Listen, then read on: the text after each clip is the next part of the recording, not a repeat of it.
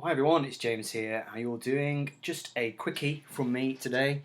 A video which I've thought about doing on numerous occasions and I've finally been inspired to do it. Just launching a little short defence of the track Revolution 9 from the White Album.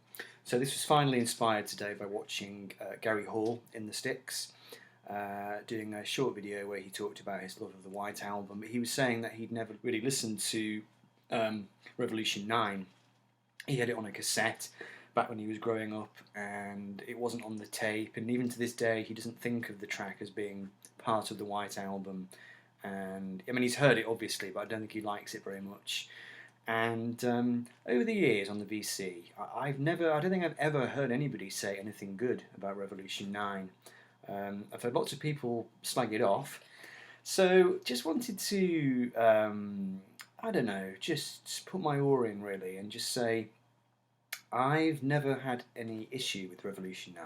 I wouldn't go as far as to say I love it, but I do think that it's an important track in the context of the White Album and shouldn't be overlooked, and I don't think it deserves necessarily some of the criticism that it gets. So there's a couple of different criticisms that people launch at it. The first one is that it's difficult to listen to. It's not really music, it's tape splicings, sound effects, spoken voice.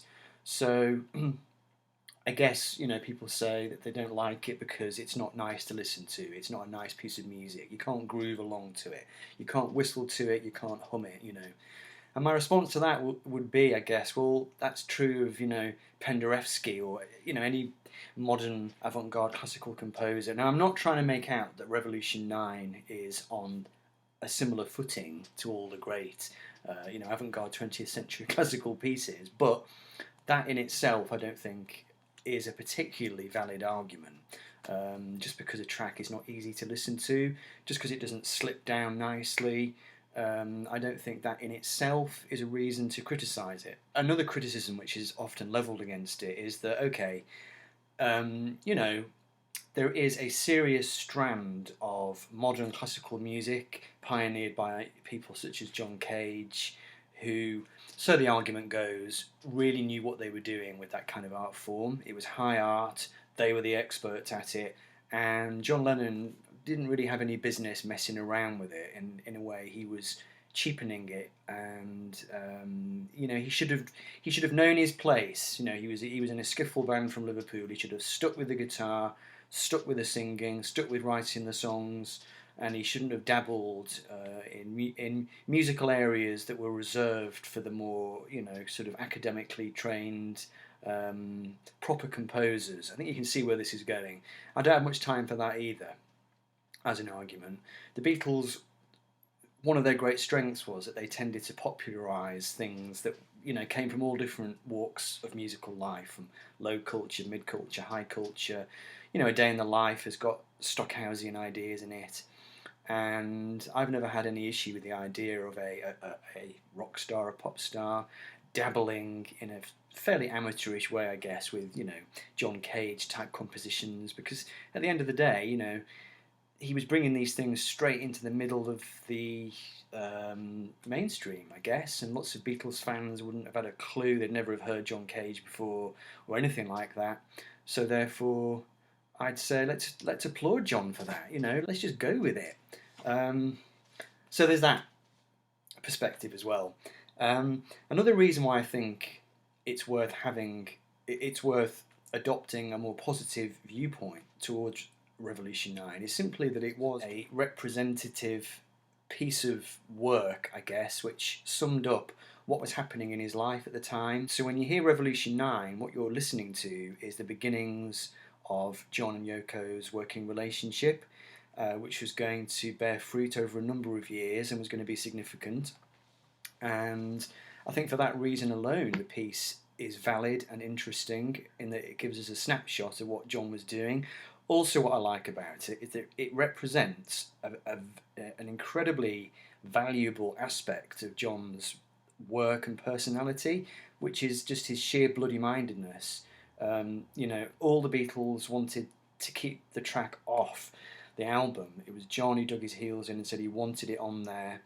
And there's something quite amusing about the fact that Paul McCartney had been doing these kind of tape collages, you know, in his spare time, but he'd never really thought of putting them onto a Beatles record. It was John who said, actually, I want to put it on the record. I want to have it as part of the album, and I quite like that. That's also what makes it representative of what was going on with the Beatles at the time. This idea that John wanted it on the record, George Martin did not want it on, and the other Beatles didn't want it on either, but it still got on there. I think that's quite good. That's quite telling. That shows us something about the power relationship in the Beatles, and the fact that even though John ostensibly by this point had lost interest in the band, you know, there was still some aspect of him calling the shots there, that the track did end up going on the record. So there's that. And then also the final thing that I'd like to say about it really is that I do think that in Revolution 9 you basically tap into a kind of strange undercurrent. It's almost as if, you know, the White Album is this very, very varied, unpredictable, and at times slightly unhinged piece of work, which doesn't really hang together. And there's a strange subtext in it of gathering, dissolution, and chaos. And as the album goes on, in the second half of the record, this kind of atmosphere starts to creep in, slightly crepuscular, you know, slightly, not nightmarish exactly, but slightly dreamy and strange and disconcerting.